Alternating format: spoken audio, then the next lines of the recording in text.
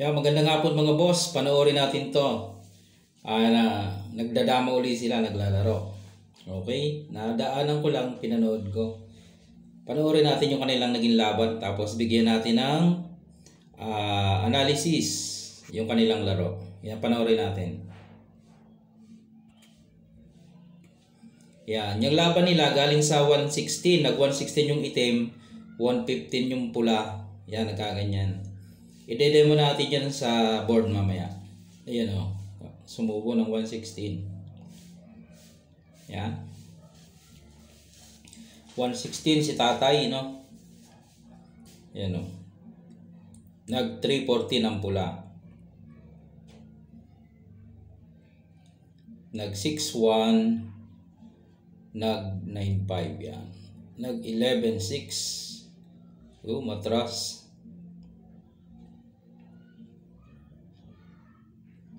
Tira ng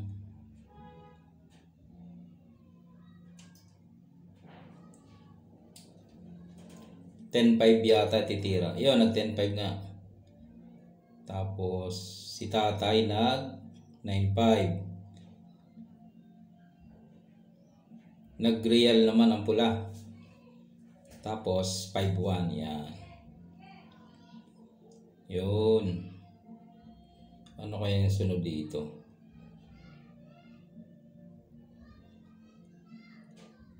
Sasayangin niya na 7.3. Ayun. Pag sayang, anong depensa dito ng pula? Bawal daw yung. Yun. Doon siya tumira. Ayun. Okay. Nasa real position ang pula.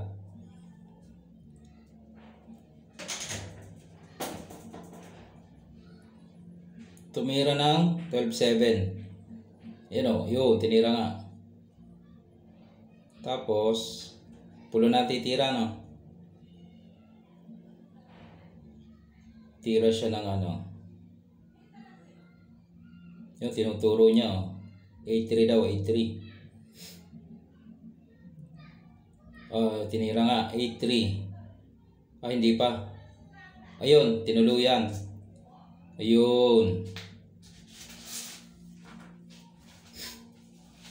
Ayun, tinuro ni tatay. Papakain niya raw yung 115. Tapos tatatluhin niya. Ngayon, inaano siya. Itira mo. Ayun, tinira nga. Ayun, ang nangyari. Nakareal ngayon yung pula. 8.3. Dadama na nga. Dumama na nga mga bossing. Wala na. Talo na ito. Okay.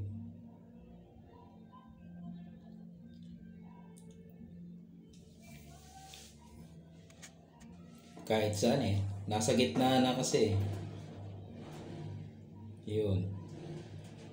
Balik-balik na lang sa gitna. Tapos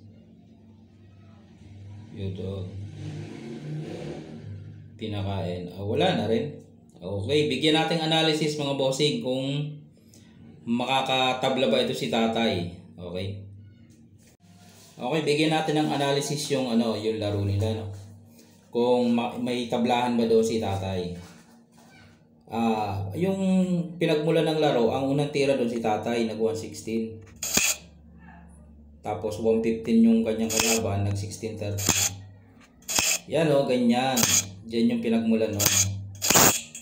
Tumira dito si tatay, nagsubo dito. Yung pula. Okay. Dito si tatay nag 314. Para nga naman may lanse, no? Kasi pag tumira si tatay dito, lalansihin niya nga naman. Papakaan niya to. Papatatluhin niya. Tama siya, okay? Kaya ang tinira doon ni tatay ay hindi siya nag 9.5, nag 6.1. Okay? Dito naman yung pula. Dito si tatay. Tapos dito, nagpatras si tatay. Okay? Tumira ng 10.5.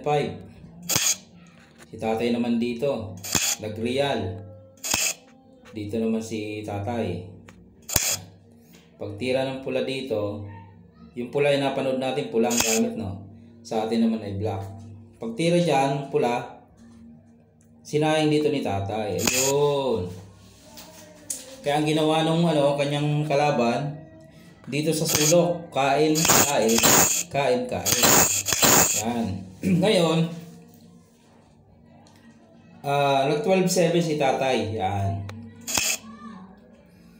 Pinakainan naman ni nung pula. Yan, dito siya kumakain. Okay, dito na yung analysis natin. Tinukso si tatay. Sige, itira mo ika. Kung mananalo ka. Itira mo ika. Tinuturo kasi ito ni tatay. Ngayon, siguro na siya, naitira niya na rin. Tinira niya, tapos tinatlo niya. Yun, hindi na bilang sa dulo na real pala ito dito. Yeah, kaya siya natalo. Pero maganda ka sana kung ganito ang ginawa, mga bossing. Okay na okay na yung kay tatay na lang siya doon. Yan. Di ba sinubuan niya dito? Yan. Ang tira dapat doon, wag niya muna itong tatatlusin. Dito muna siya. Yan. Dapat dyan. Mamumroblema yung itim kung saan siya titira. Siya naman ang mamumroblema ngayon, di ba? Binitin niya lang. Maganda sana, Kasi halimbawa, binigay. Di parehas ng pechas, parehas pa rin. 5-5. O saan naman titira ang itim? Siyempre, pag tumira siya dyan, dadalawin na siya. Di ba? Kaya mangyari, tatakpan niya yan para hindi siya madalwa. Dito naman titira. Si mahirapan ngayon. Ang mahirapan ngayon dyan yung itim. Siya maghahabol ng tabla. Saan siya titira? Halimbawa, dito siya tumira. Pakainan siya dito ng puti. Tapos ganyan. Nasa real position. Ang puti. Pag tumira dito, dito lang. Pag tumira dito, bantay lang.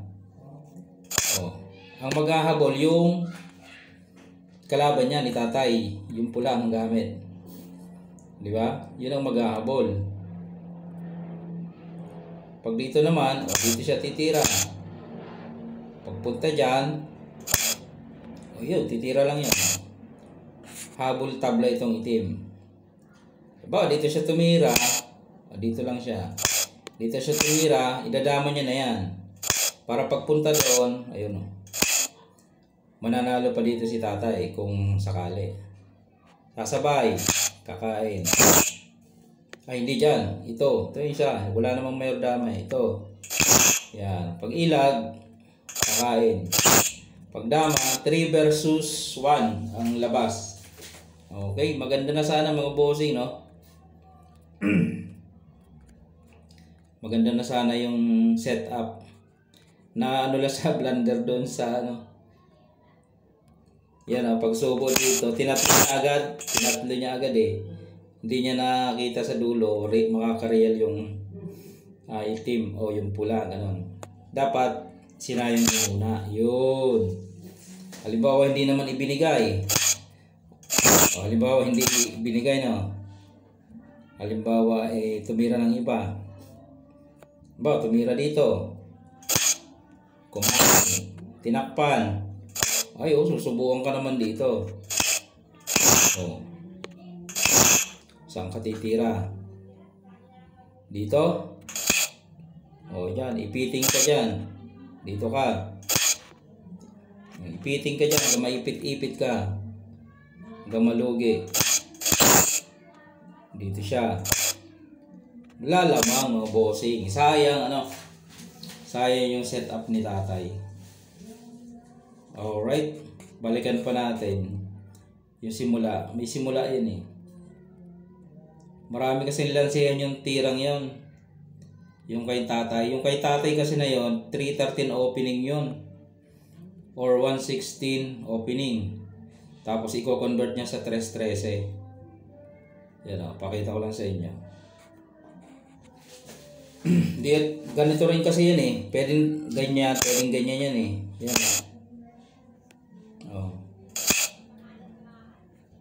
Ganon din yan. Punta dito, oh. Ganon din ang ano niya. Oh, din pumunta yan eh. Dito si tatay, dito yung kalaban. Tapos dito si tatay, ang tinira nung kalaban niya ito. Tama ang tira. Kasi kung tumira dito, lanse. Malalanse ang itim o yung pula. Okay, may lanse dyan si tatay eh, sa tirang yan. Pinapakain to.